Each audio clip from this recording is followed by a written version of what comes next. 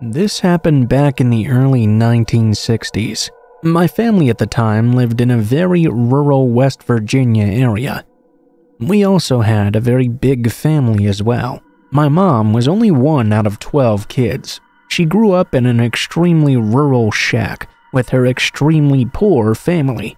She got pregnant with me at a young age and got married to my father. My dad didn't really consistently work, so we didn't consistently have any money. We always had a place to live though, because one of my older brothers had an old house nestled into a holler that he let us rent from him. This was, of course, in an even more rural area. We lived out in the hills and up the roads that weren't even gravel at the time. They were all made out of dirt. It took nearly an hour's worth of driving just to get off the country roads and onto main ones. We normally didn't have a whole lot to do, especially when we were younger, and especially at nighttime. The house was an old house, but it did have some electricity. We didn't have a television, but we did have a radio, so a lot of the time that we were allowed to be up late, which was not very often, mind you. We were up listening to radio shows or baseball games. This happened one summer night, when we were all up late listening to the radio together. It was me, my 3 younger siblings, my mom, and my dad. I don't really know how late it was, because I was so young at the time this happened. One particular thing about this house was that it was set back about 100 feet into the holler. The living room window faced the front of the house and the driveway, so if someone were to pull into the driveway, we would either see the car pulling in during the day, or we would see the headlights pulling in at night. On this particular night, I think we were all very surprised to see headlights showing that a vehicle was now pulling into our driveway. My dad got up and walked to the window and very briefly looked out it. We kept a shotgun sitting by the front door at all times. My dad was generally a very suspicious man, but he didn't reach for his gun yet. That indicated to us that maybe he knew who it was who was coming to the door. If he hadn't known who it was, he would have also told us kids to go into the bedroom at the back of the house. It only took him a moment before he opened the door. It was his younger brother, my Uncle Bill. At first, we began to relax. It had been weird seeing someone pull up to the house so late at night, but we always enjoyed seeing Uncle Bill. The feelings of relaxation didn't last very long, however. I guess we couldn't tell exactly what Bill was really upset about at the time, but even as younger kids, we could tell immediately that something was off. This was confirmed when our father suddenly told all us kids to get up right away and go to the back room of the house. Before we went, I saw something else. There was a new pair of headlights shining through the front window of our home. Another car was on its way down our driveway. As we ran to the back room of the house, we heard our dad growling at his brother. "Why the hell did you come here?" Although we were rushed into the back room, it was possible to hear some of what was going on outside. The other kids were even more terrified than I was. I was trying my best to keep everyone calm. At the same time, I was also trying to hear what was going on outside. I heard the front door open and close. I was pretty sure that now my dad and probably my uncle were both outside. There was suddenly a lot of yelling, although I was unable to make out the exact words. I began to wonder why my mother hadn't come back to check on us yet, because it was obvious that something really bad was going down.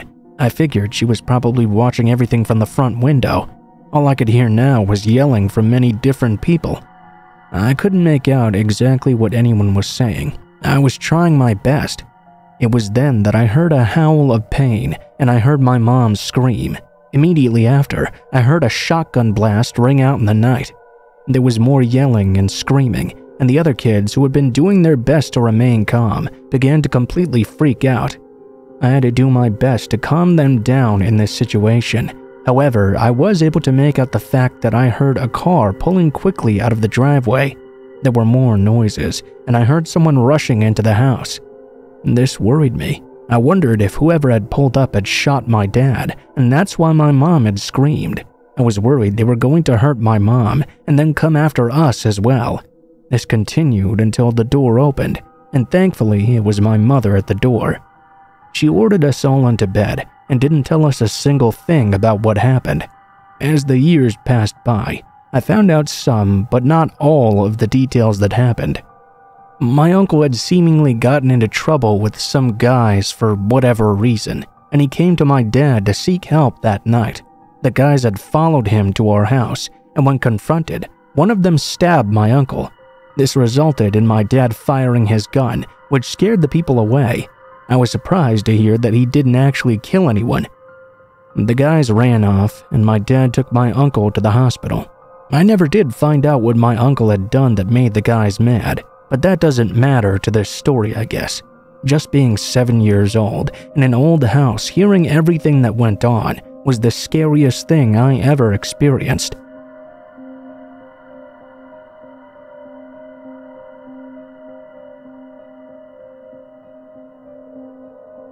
Because of an experience I had at a water park once, I won't even get into the water for any reason nowadays. In fact, I don't even really like taking a shower. I'll do it, of course, but I don't enjoy it very much at all. And there's no way at all I would ever take a bath again. I was 12 years old, and it was a very hot summer.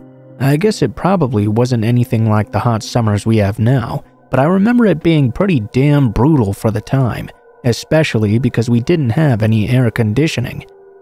Going to the water park was going to be such an amazing treat, simply because it was a chance to have a completely nice and cool day. My mom, dad, older brother, and younger sister all went to the park together. It was a really huge one, with many different pools and slides and other such attractions. My sister was about 7 years old, so she stayed with our parents when they went to the more parental area of the pool. My brother was 15 at the time, and he went off to go find girls or something. So that meant I was left all by myself to find my own entertainment at the pool. I didn't really mind, however, as I was the bookish, nerdish type that usually preferred to be by myself anyway. I was a lot different than my brother, actually. He was the big, athletic type that had tons of friends. I was a smaller, nerd type who had many bullies. In fact, looking back at the behavior of many of the bullies who were in my school, it wouldn't surprise me today if they were serving prison sentences. I was often a victim of this, but more often I watched it happen to other people. Most of the bullies knew who my brother was, and he was a big guy who could easily beat the hell out of any of them, so they only messed with me when they could get away without being seen. I was having a good time going down the slides, but mostly I was spending a lot of time in the pools. I really wasn't that good of a swimmer at the time, you see. I could keep myself afloat at least, though, and I kept toward the side often to keep myself from going under. I don't know how much time had passed by. We had gotten there pretty early, but I knew it wasn't lunchtime yet at least. The sun was crawling higher up into the sky, and it was now beaming down pretty hard on me. I figured I would go and seek out my parents just in case it was time for lunch, but I wanted to go down one more water slide first. You know how kids are, one more time. So I climb out of the pool and make my way over to a slide. There was, of course, quite a bit of a line, as there was with every other slide. I didn't mind too much though. I was already soaked and wet, so I was still pretty cooled off from the sun's rays. After a long wait, I finally got to the end of the line. When it was my turn, I was quite ready. I should mention that although I enjoyed the thrill of the slide, I was still a little bit frightened by it. I was frightened in the same way you would be with a roller coaster though. I wasn't scared to go on them exactly, but I would always close my eyes whenever I did. So I closed my eyes and slid down the water slide. I remember it pretty well because it was one that had all these twists and turns in it. With my eyes closed, I wouldn't have any idea when I was about to hit the water at the bottom. It made it so much more fun.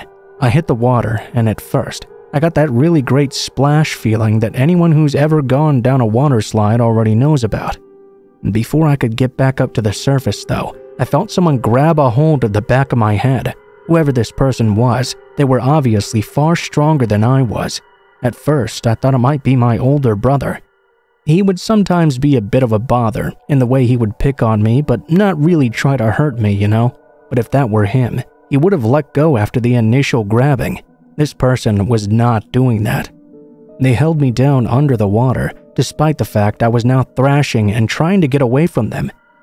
I'd been under so long that I accidentally breathed in a little water even. I couldn't hold my breath any longer. It was one of the most painful experiences I'd ever had in my entire life. And that didn't exactly help me stay calm. It made me panic more and more as I thrashed around and inhaled even more water. At that point, everything got dark, and I was certain I was now drowning to death. The next memory I had was waking up in a hospital bed, actually. When I awoke, I was very confused. I didn't understand where I was, how I got there, or what was even going on. It took a while before the memory of going down the water slide and nearly drowning came rushing back to me. When it did, I began to panic once again. Thankfully, I calmed down.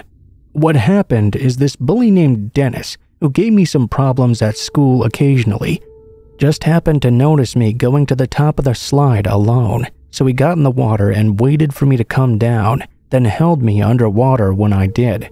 The lifeguards, which should have broken this up immediately, did not.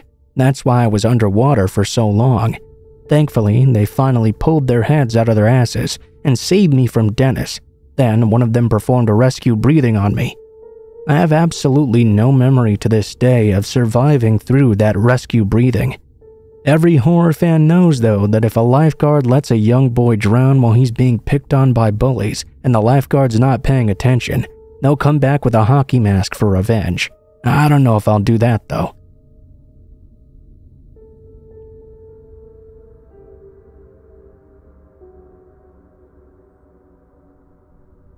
I went to high school in the early 90s. I had actually switched many high schools because of complications with my family. I moved back and forth between my parents for a while, and they both tended to move quite a bit as well. Finally, though, when I was a junior, we were at a school where I could stay and graduate. I made an interesting and fairly large and diverse group of friends. I hung out with the punks, the alternative people. I was sort of just a plain cute guy, and I didn't really fit in with any group as far as image goes. You know, everyone had mohawks, spot clothes from Hot Topic.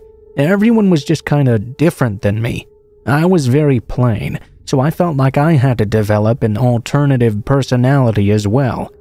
Now, I know nowadays that there are a bunch of kids who dress goth-like and call themselves vampires. Back then, I also adopted a vampire persona, but it was not a bit like the ones of today. First, I didn't change my look at all. What I did do was tell stories, though. I had a really in-depth backstory about my life as a vampire. First, I went into the vampire lore to explain why I could spend time in the daylight. Vampires normally could be in sunlight, but their strength was sapped from them. They were stronger at night.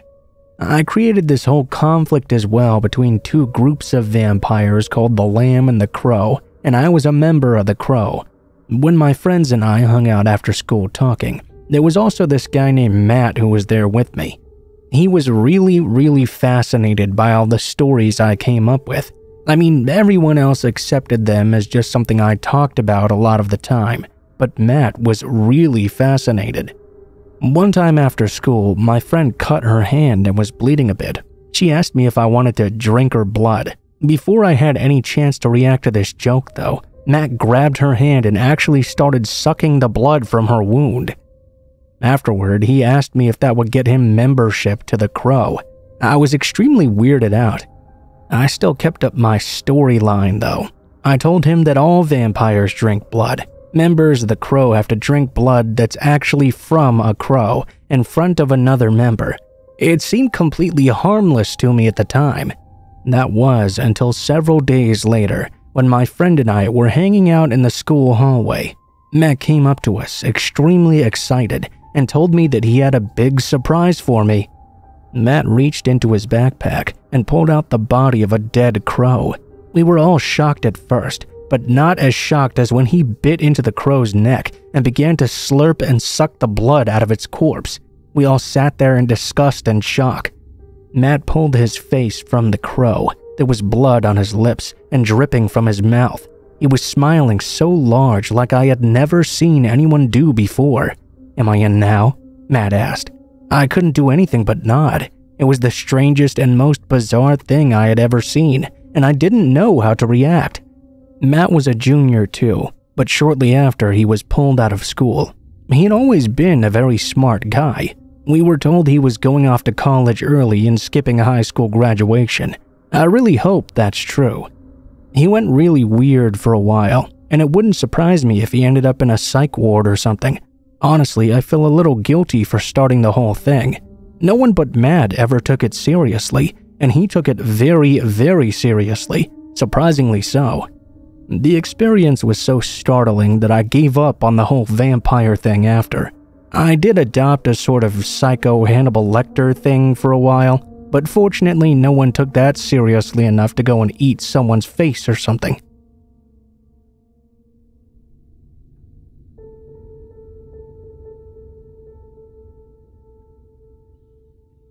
Full disclosure, this happened 10 years ago, but I still can't believe how lucky I was to get away.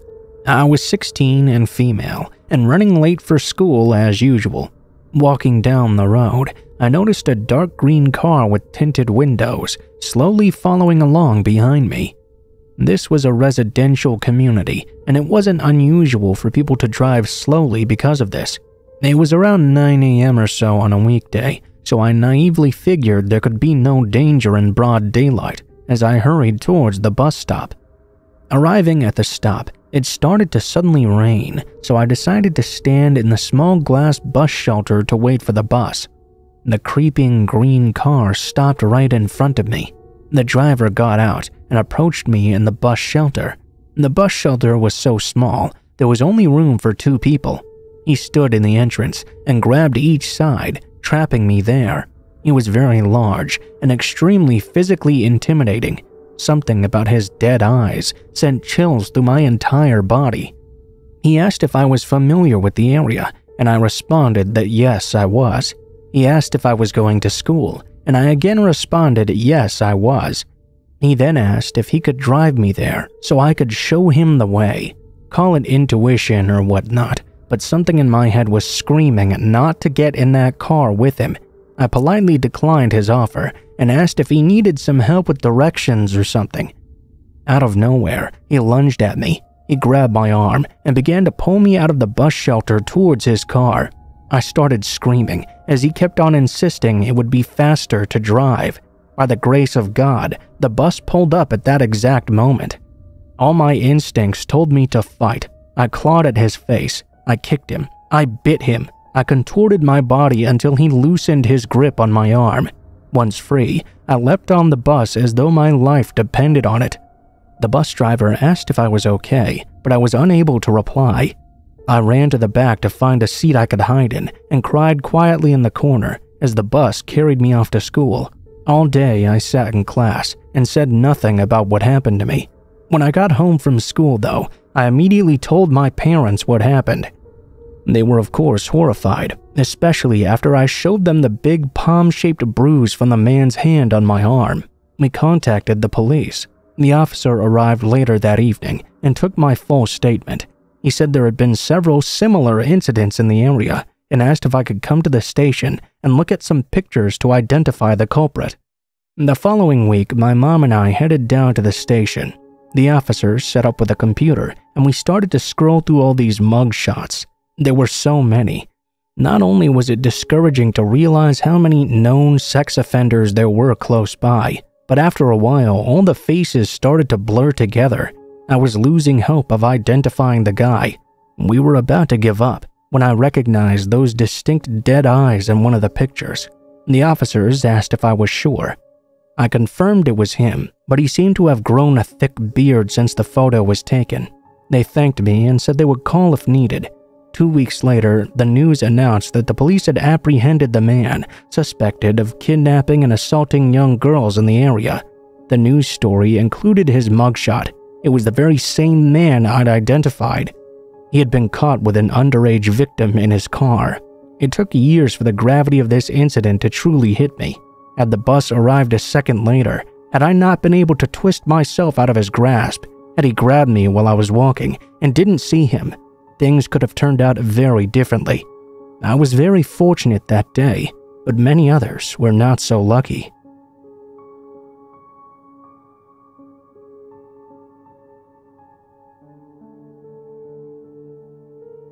This is an incident that occurred when I was around 9 years old. Even today, when I'm 34, I still think about what could have been.